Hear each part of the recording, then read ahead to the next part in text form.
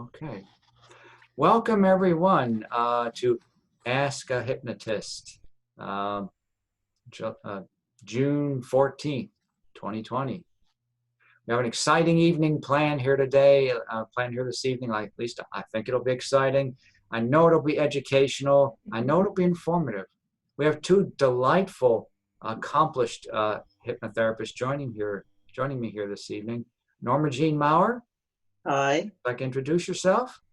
Hi, I'm Normagene Mauger. I'm an RN and a certified hypnotist, so I do hypnosis part-time. I do all of my hypnosis online now. And Kellie. Hi, I'm Kellie Whitney, and I am also a certified clinical hypnotherapist, and I work primarily online, and I use a combination of hypnosis and coaching to work with clients. And all three of us are from different geographical locations. I'm in Lancaster County. Normagene? I'm in Wernersville, Pennsylvania. And I'm in Buena Vista, Colorado. There we are. Well, welcome. So Mark, may I ask, why are you joining us? What is your interest? Are you curious about hypnosis here this evening? Well, one thing, yes. The short answer is yes. The long answer is that I have an interest in what makes people tick. And I wanted to ask, what are some of the challenges and some of the joys that you share in the field of hypnotherapy? What makes people tick? That's really a large open question. So with 7 billion answers, I probably would respond with, because every person on the planet is different. Mm-hmm. I like to liken it as a giant disco ball. If you remember the disco era, Yes. every little facet is all part of the whole, but every single one is a slightly different viewpoint, slightly different angle. It's pretty much what humanity is all about. It's that varied. What do you think, ladies? Yeah, I don't know if there's if you could find one concrete definition of what makes people tick. I think everyone, as John said, everyone is unique in their own way. So some of the challenges of working with clients sometimes is they know that they don't feel the way they want to feel, but they haven't figured out how they want to feel. So that's where the coaching part comes in my business. Is sometimes I have to spend quite a bit of time helping someone understand how, in order to create change, they need to focus on what it is that they want. So we have to peel back some layers to figure out what is it that they want. And some of the joys, I want to share a text that I got the other evening after working with a client for first session. And he sent me a text that said, "I've held it in all day and I can't anymore. I don't want to pester you, but I have to tell you thank you. I'm just so consumed with a whole new kind of energy, and I felt weightless and absolutely amazing all day." So those are I used to work in customer service in the tech industry. I didn't receive emails or texts like that. So that's one of the joys that I get, is when people share their part of their transformation. And sometimes, like this gentleman, it can happen significantly even in one session. So that's what I find the joy in. So I don't know about Normagene and John. Yes, I agree. That just makes you feel so good when somebody has such amazing results. Yeah. You know, especially if they came in a little skeptical. And I think in answer to the question of what makes people tick, I think that has a lot to do with emotions. And everyone reacts to different situations differently. They have different emotions. And some people just find it hard to control their emotions. And we as hypnotherapists can help with that. You know, if you change the way you look at things, the things you look at change. And I love that mantra by Wayne Dyer. Exactly. Yeah. Perspective is huge, if not the foundation when it comes to our human existence. It is to what your perspective is defines your life, and your perspective really then defines everyone around you. Change your perspective, and everything and everyone around you can't help but change in some fashion or form. And It's amazing. I agree with Kellie. All the years that I've worked in the industries and other industries, well, there's someone else joining us here, I admit, that I never received the kind of accolades, the kind of gratitude is the word, gratitude that a person can walk out of my office or log off online and instantly feel better, have a different perspective on what they're going to do with their life.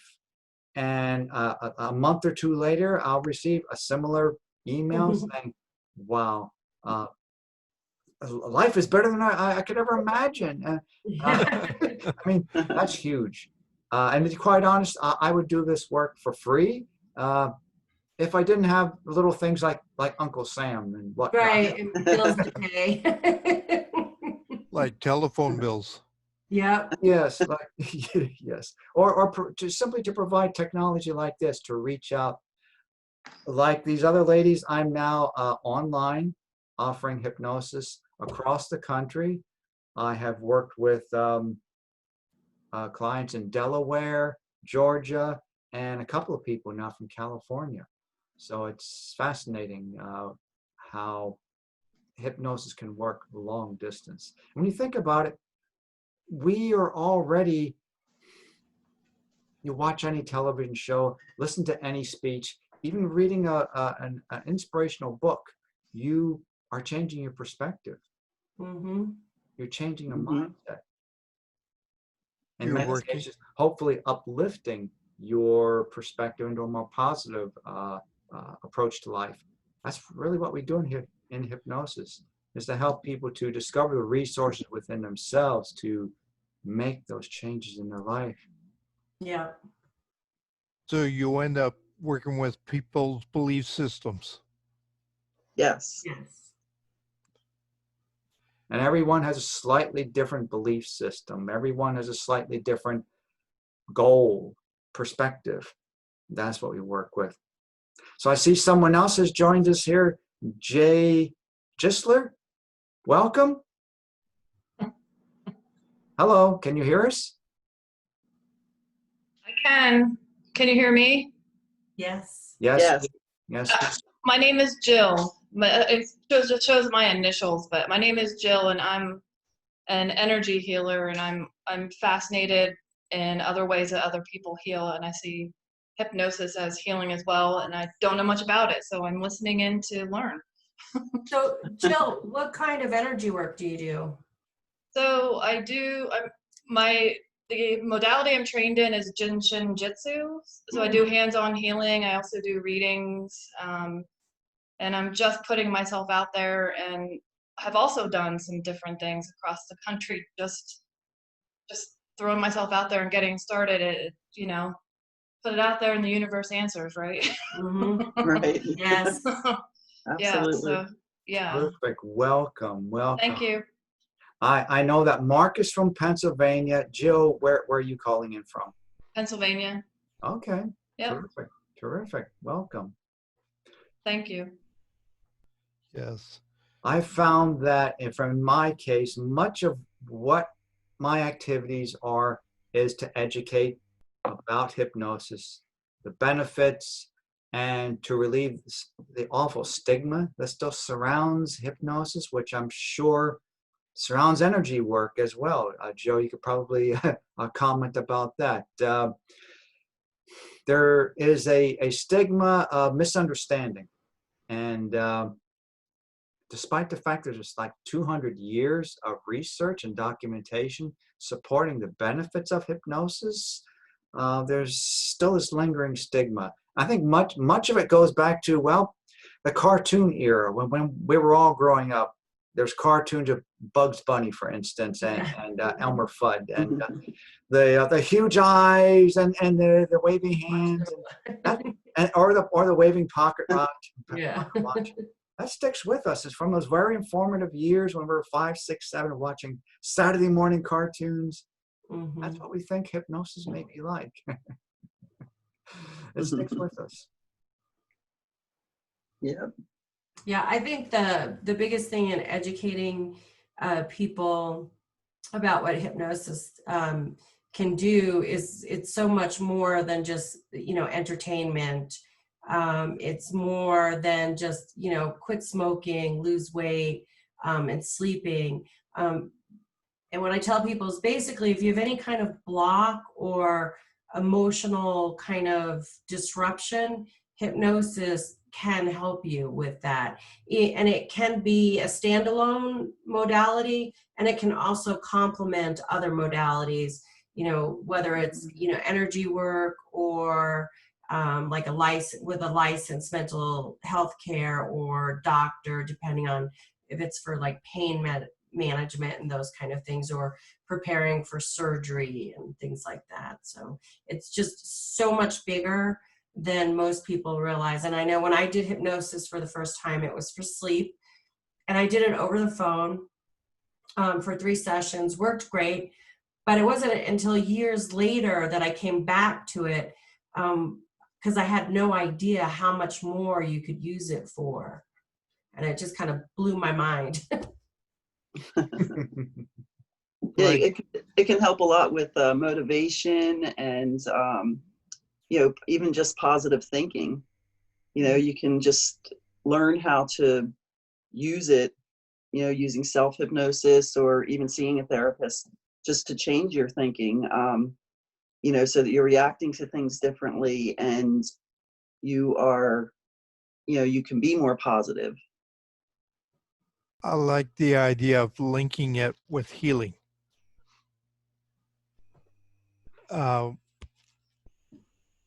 What interested each of you to get involved in hypnosis?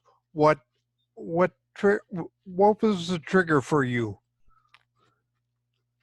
Well, Mark, my first experience with hypnosis, which I share on my website very briefly, when I was in my teens and even in my early 20s, I had a very real challenge with stuttering. It was so debilitating that, despite the fact that I was working with a speech pathologist at the time, I got into a sense of desperation. So I sought the advice of a local hypnotist here in Lancaster.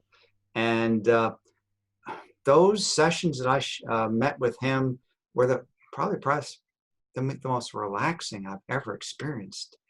And not only very relaxing, I finally understood that this stuttering was something that my mind was choosing to do. This was not something I was afflicted with. This was not a disease. This was something that I had absolute control over. And since I had control over it, I could change it. I could alter it. And at some point, I could completely banish it. It was like a light slowly began to appear in my subconscious mind that, oh yeah, okay, if I'm doing this, I could undo it. And I've been now conversing in front of groups as many as 100 people at a time with relative ease. Now we've been talking here about 10 minutes or so, 15 minutes. Have I stuttered at all? So Not at all. I have since learned that some very prominent individuals have had challenges with stuttering. James Earl Jones, the Darth Vader, I am your father, Luke. Bruce Willis, both of those individuals had challenges with stuttering. And they both had gone to hypnosis for assistance. So I come from very good company. Yeah. I'm not an actor, but if I can overcome my stuttering like those gentlemen did, that was my first experience with hypnosis. What about you, ladies? welcome. We have another person joining us. What about you, lady? Hi. Jean? Hi. I'm an OR nurse. I've been an OR nurse for 28 years, and I always realized that, you know, the way that you talk to patients, it really matters. And I just, I actually like just stumbled upon hypnosis and just started reading about it and learning more and more. It just, the more I learned about it, the more it fascinated me. And then I just, you know, looked up a hypnosis trainer and took the training, and it has changed my life in more ways than I ever thought possible. And it changed the way that I talk to my patients, and I know I have excellent results. Wow, that's cool. And so, as I mentioned, I originally discovered hypnosis for sleeping challenges. And then about 10 years later, I left the corporate world and went back to school to finally finish my undergraduate. And after that, I was like, well, what do I want to do now? And I always loved coaching and developing people, helping people transform and be better than they ever thought they could. But as you rise the corporate ladder, it's more about EBITDA and metrics and politics, and I was done with that. So I started searching. I thought I wanted to be just a coach, and as I started investigating coaching options for certifications and training, hypnosis kept coming up in my feed, and I thought, well, that's strange.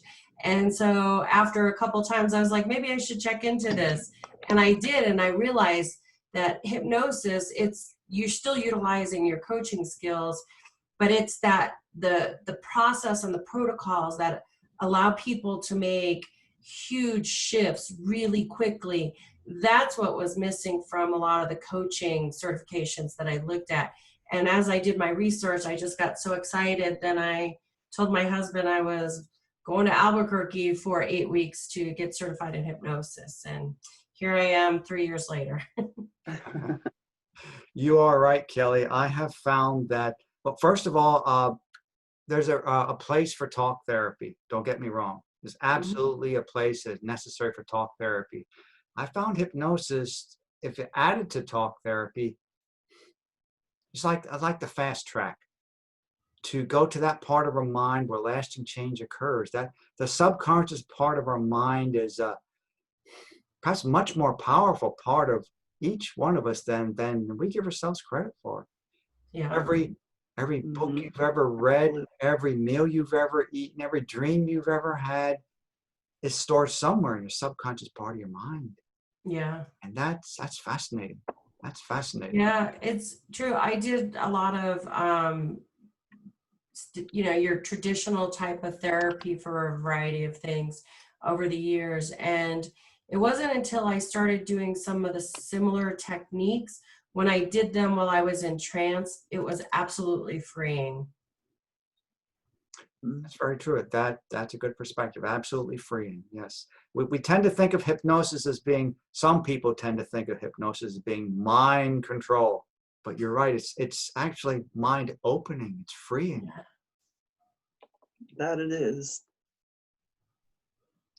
This is Jill again. I wanted to say, I'm listening. I mean, I will admittedly say that I know very little about hypnosis. I've never done it, but my interest in listening to this is I think we're at the point where modalities should join together, and I'm listening. I know I need to learn more. This is my starting point to learn more, but I'm listening to you talk, and it sounds like, you're focusing on releasing energetic blockages from the mind.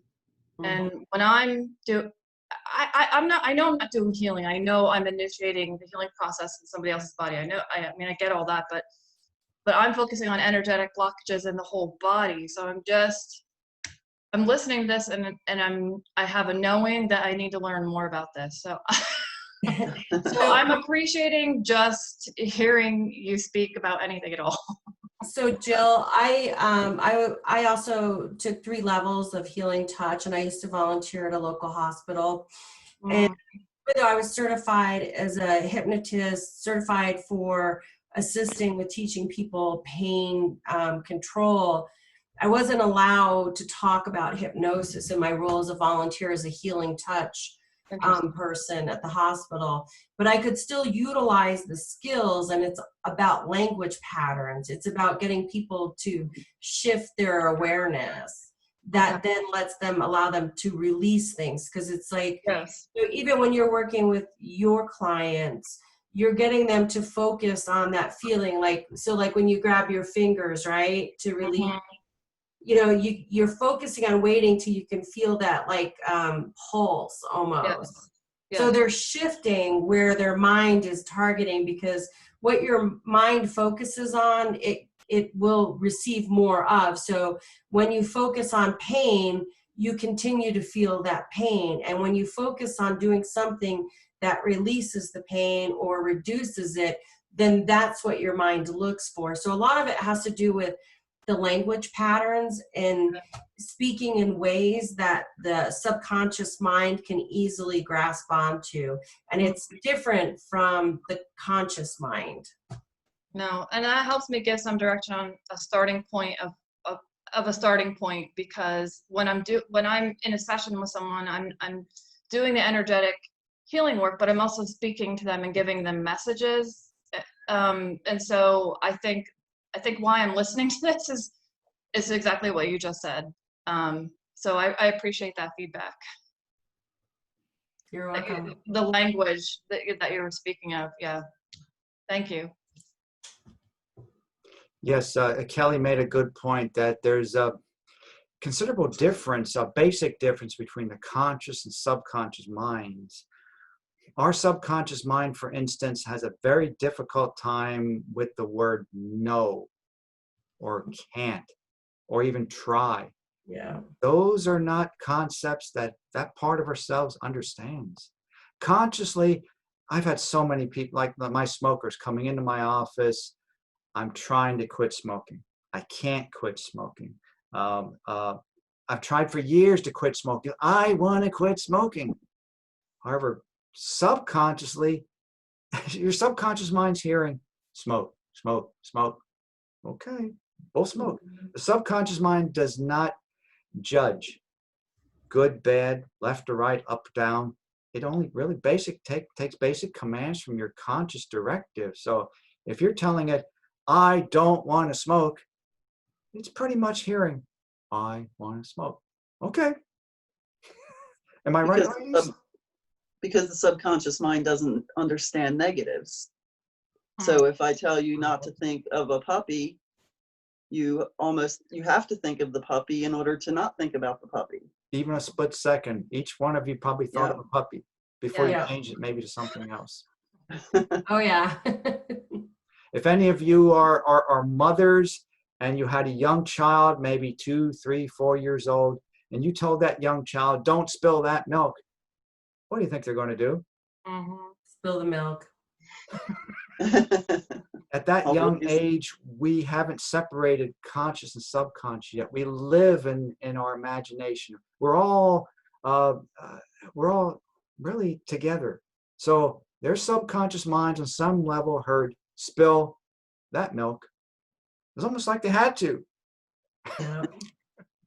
Yeah, I found it easy to, some of my clients understand that, like, if you think of your mind as like a ship, your conscious mind is like the captain. The captain sets the course, sets the direction, the destination, and it's the crew, which would be like the subconscious mind, that has to follow the captain's orders in order to get where the destination is going. If the two are not in alignment, it could be a really rough journey. And best case scenario, you get to the destination, but it was not maybe the greatest trip. However, when the two are working together, it's like you get there so much more efficiently and comfortably, and it's a much more pleasant journey.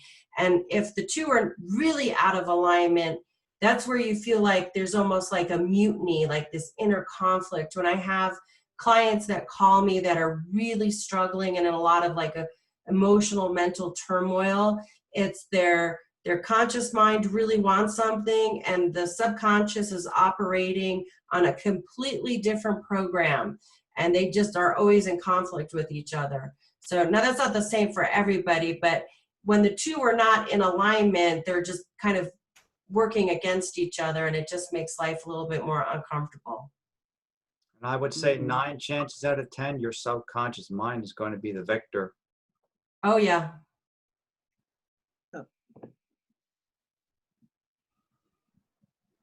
So I'll just share that up until recently, I've had an office here in Lancaster, and now I've taken my practice exclusively online. And I've worked with individuals now across the country. And it's been a fascinating journey and meeting some very interesting people. My clientele has run the gamut from smoking cessation to weight management to, there's a couple of gentlemen with some sexual dysfunctions, anger issues, and hypnosis can be used for all of those, as well as sleeping patterns, improving sleeping patterns. And sports.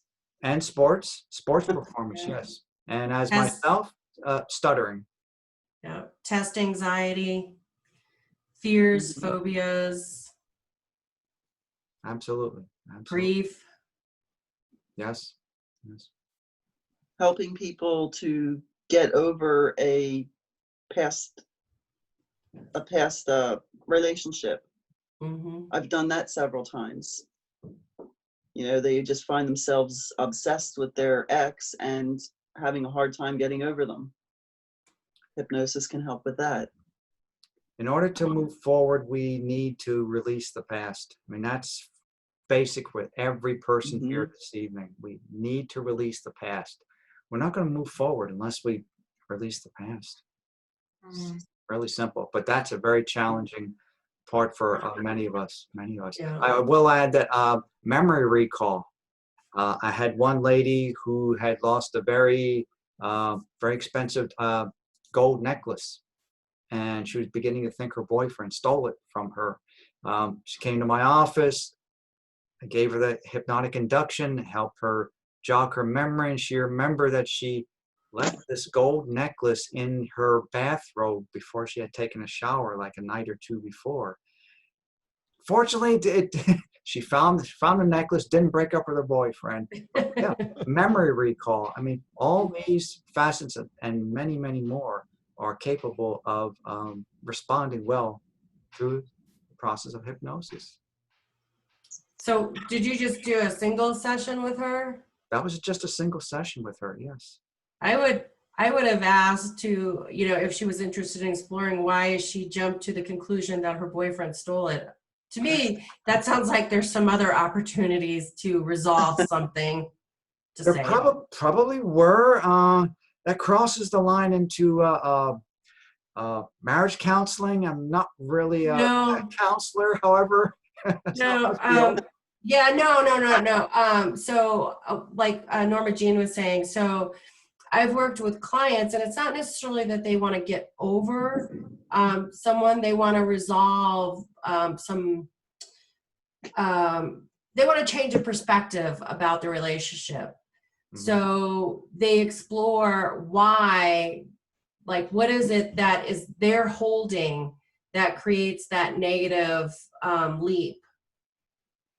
Personal growth issue. You see what I'm saying?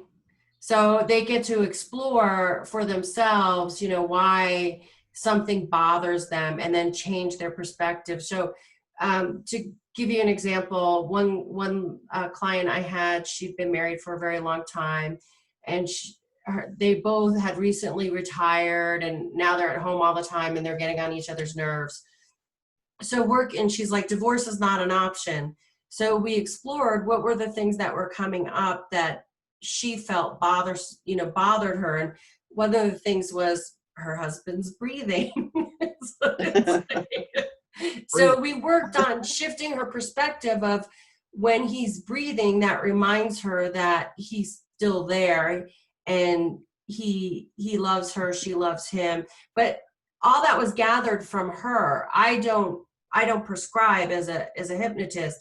I don't tell her what she wants. I don't tell her what she needs or what she should do. All I do is facilitate the exploration of what does she want to do with it. So could she look at it in a different way so that instead of being annoying, it's more comforting.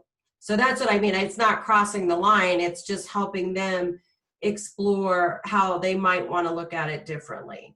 Or is there something else underlying there that they want to explore that then might help, like your client, decide to go to a relationship counselor? Right. Kellie did point out there a very good point that in hypnosis, like any qualified therapist, we don't inject our perspectives, our direction, our opinions to anyone. I like to think of myself as a tour guide. You tell us where we go when you come to my office or when you log online. My job is simply to get you there, not to judge. You're right. So I see we have some new people joining us here. Anyone else would like to ask any questions? What brought you here this evening? Or just say hello and tell us where you're from. Hi, I'm Annie, and I'm from Lancaster, PA. Welcome, welcome. Hi, thank you for letting me join. And it just like caught my eye and just it seemed really interesting. I mean, I seen hypnotizing one time in real life, but it just intrigued me. Well, And just hearing more about your guys' experience, it's very interesting. I didn't realize it was that in depth. Terrific. May I ask what that one hypnotist, was that a stage performer that you had seen? He was. Okay. It was like at a comedy club, but it really did work though. Like, I mean, on a lot of people. So I thought that was interesting. I realized that it worked on, some people, and I just wasn't too familiar about the whole thing. And then when you guys were mentioning about energy, I'm on my second Reiki, working on my third. So that's kind of like similar, like in a way, when you guys were mentioning about energy, it just kind of made me think of that more too. I'm more on like the holistic side, like trying to get more into that. Exactly. Yes, I will share with you that I'm also a level 2 Reiki. I've also had some training in clairvoyance, clairvoyant reading. So Jill's like yourself. My interests extend far and wide. Anything to do with human consciousness, it's fascinating, just fascinating. And I will share with you that our potentials go far beyond the normal perspectives of what most people think. I love it. I would like to add to Annie's, so your experience with watching a stage hypnosis, a lot of the kind of concepts of getting people to go into trance are very similar. You need compliance, you need agreement. A hypnotist can't make anyone do anything that they don't want to do. So there, some of the components of how you get someone into trance the concept works the same way. It's just that when you work in a therapeutic healing way, we're not focused on entertainment. Although sometimes we do a lot of laughing when we're working with people in trance. They discover things and they find it kind of entertaining. Like a cat suddenly appearing. Yeah. And disappearing. Nice trick. I look like a big cat, by the way. Right. But the concepts work the very similar, but the difference is in the a lot of times it's more about trust. So someone that did not go into trance when they worked with a hypnotist on stage, that probably says more about their level of trust with that person and their comfort with what am I going to be made to do, or what am I agreeing to do in front of all these people. And a lot of times it's people they don't know. So I have a client I recently started working with, and she's like, this is my last hope, like to really help make some changes because other things have not worked for me. But I'm concerned because I tried to be hypnotized at a comedy show and it didn't work.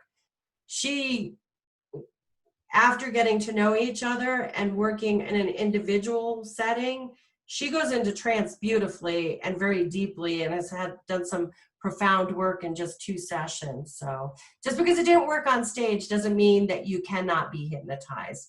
It just Yeah, I means was maybe the kind of setting curious is about different. that. Like, does it work on some people? Does it not? And like, how do you know how many sessions you have to do? Like, depends on how deep the issue is. Is that how you go by? How many sessions you have to go? Yeah, Like to do? so for me, it just depends on what the background is of the person that's coming in, how much personal growth work they've done. Sometimes if they've done a lot of personal growth work, we can do 1 session and I can teach them how to do the rest on their own. Mm-hmm. And then other people are like, I just want someone to help me do this. So it could be 3 to 6 usually is a good. I don't know about John and Normagene, how they do it. I And do use, they like, oh, sorry. Do they like, let's say you are in the trance, so just random stuff start just coming out of their mouth? Like they just, like when you ask the questions, I mean, I've seen movies, I just never really seen it, like, or had it happen to me. So I'm just curious how that works. well, again, perhaps before you logged on, Annie, that hypnosis is not at all mind control. Nothing like that. Mm-hmm. Nothing like you've seen in most movies. Yeah. If anything, hypnosis is a process that you are in control and say, I'm just a guide. You tell us where we go. Hypnosis is very empowering, empowers you. It's really think of it as like a team effort.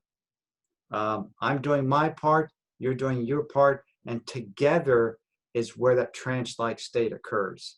Yeah. I can't do my part if you're not doing your part. I typically will work with clients 3 sessions. I'll start with 3. Oftentimes 3 is enough. I will make sure that they have success work to do before we meet between sessions. And I do call it success work. I hate the word homework. For most people, that's a negative connotation. Positive, positive, positive. So it's success work, whether I it's like a that. recording or affirmations or something that we agree upon. So they're active, they're doing their part in between the sessions before we meet again.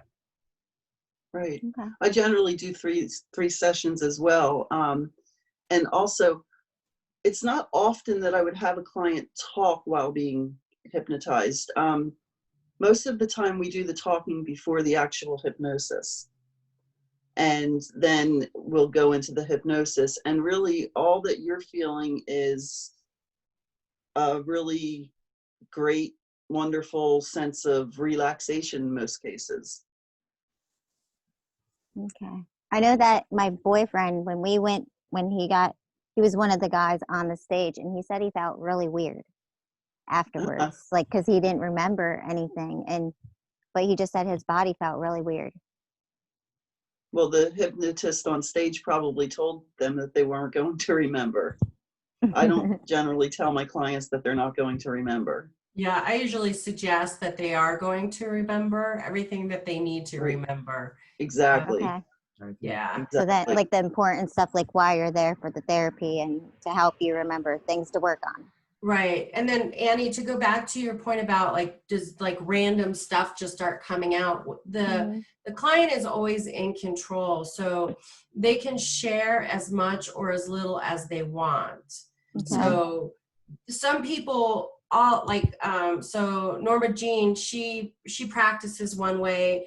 And when I work, I actually do quite a bit of dialoguing with clients in trance, and they can still maintain their trance and give me feedback. And so all I need to know is where they are in the process and if they're aware of something that's important, and then what they want to do with it.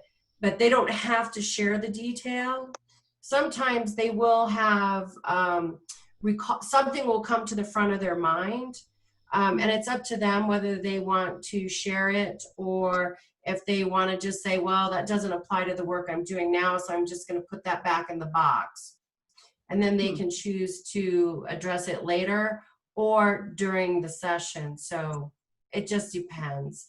But nobody I've worked with so far has anything that's so shocking that they don't want to address it. Usually what I suggest to them is that if something comes up, you can let me know whether you want to work with it or not, or you can just imagine putting it in a box, putting a lid on it, and you can come back to it whenever you want or whenever you're ready. And that works for most clients.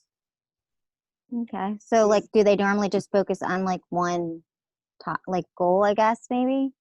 Just like you guys said, like about the ex-boyfriend or the ex, or how about like you have a passion for a goal and you're not sure what to do, those kind of like similar something to that? Or is it like trauma, like all just a mixture of everything? It seems like it's a mixture, like a wide variety. Yeah, it's a mixture of everything.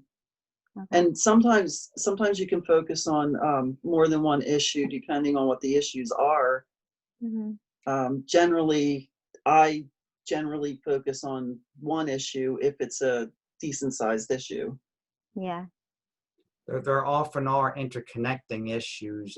Exactly. Smoking cessation, for instance. Mhm. You might think that smoking is the issue. However, there may be a very good reason why this individual's smoking. Anxiety, not poor Stress. relations with his significant other, job dissatisfaction. There's a reason. Mhm.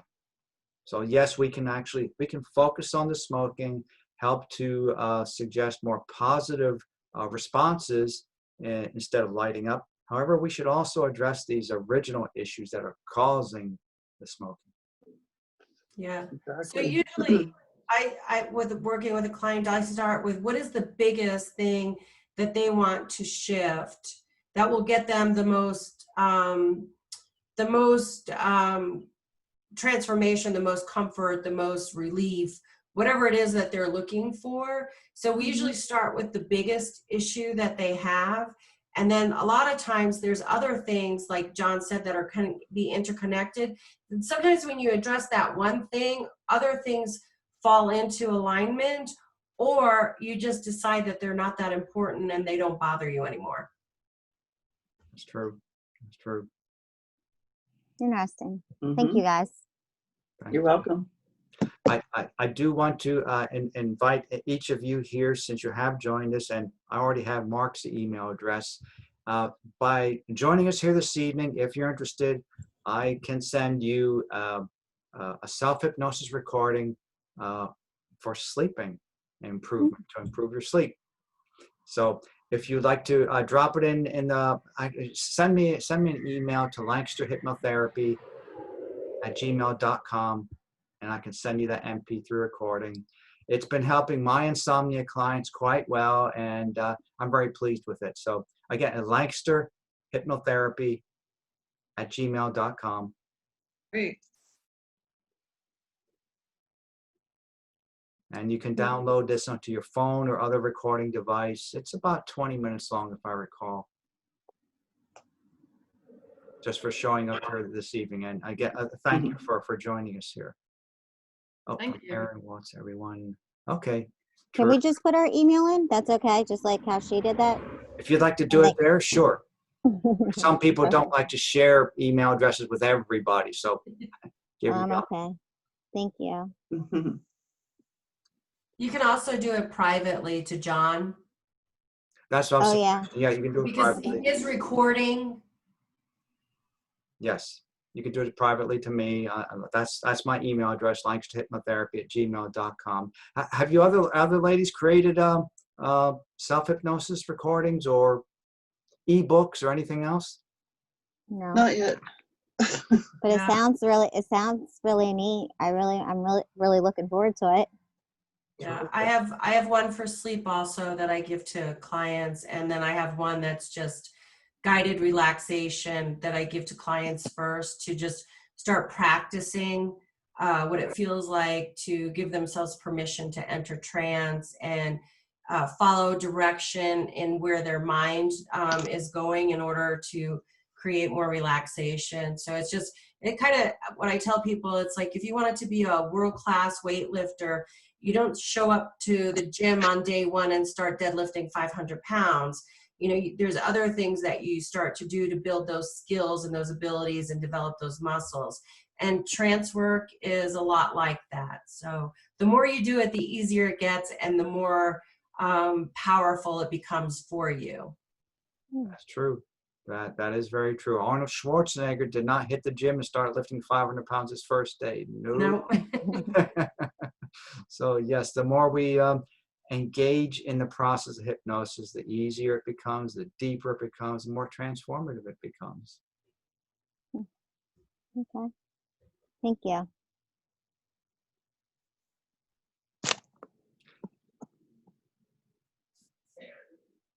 Aaron, did you have a question? Oh, okay. I see. You can read that. Okay, no question. Thank you for joining us. Absolutely. Well, ladies, do we have anything else to share? We're coming up on the 1 hour mark here. Before we sign off. I'll just share my website. It's inspiredthoughtshypnosis.com. I'm located in Wernersville, Pennsylvania. I do all my sessions online. And my name is Normagene Mauger. And that's it.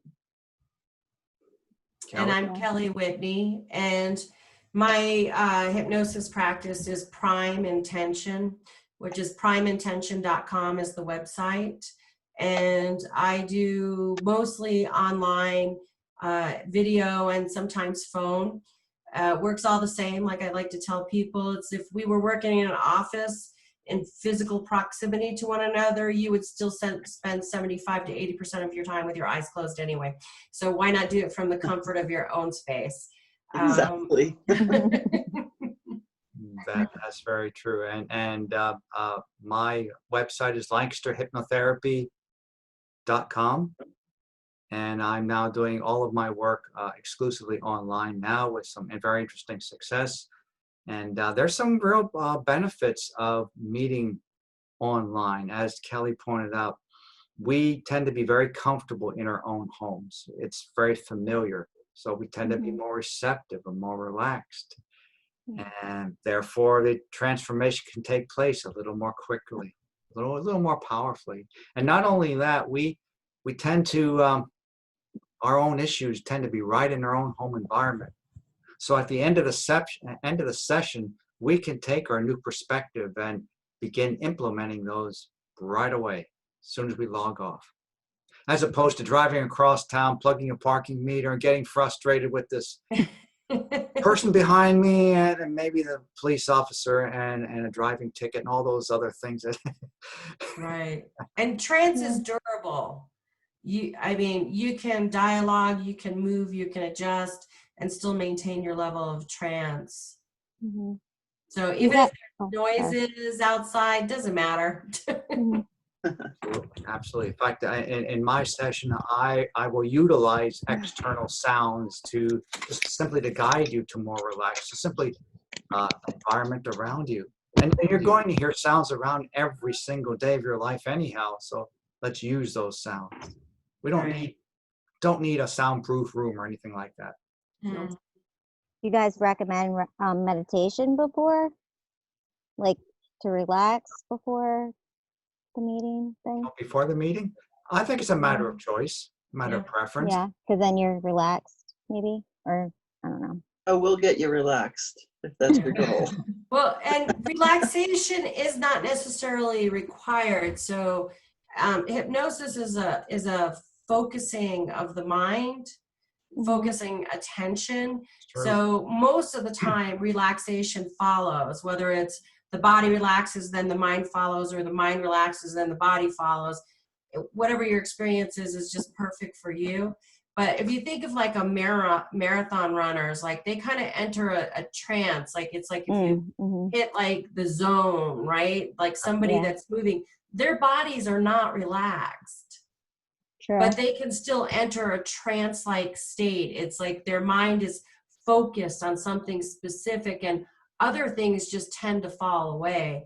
And it's not that they're not there anymore. It's just that their mind has decided it doesn't care about those other things right now. So Exactly.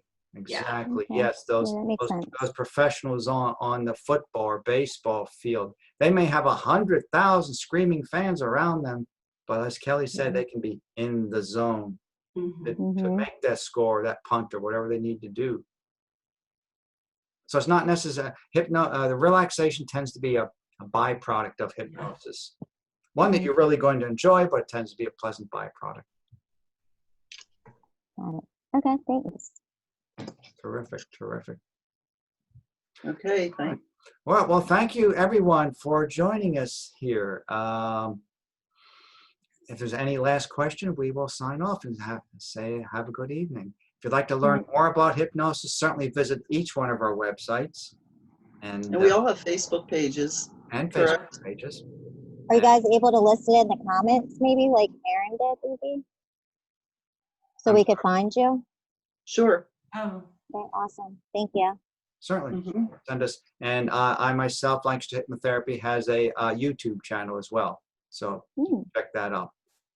Okay, cool. All right. Well, thank you so Well, much thank you for so joining much. us. Have a great Sunday evening. thank You you. too. Everyone. Take care. Bye-bye. Bye. Bye. Bye.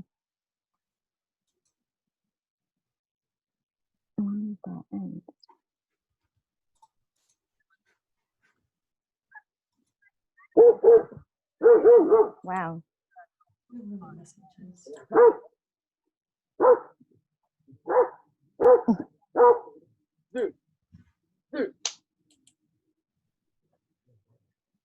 Yeah.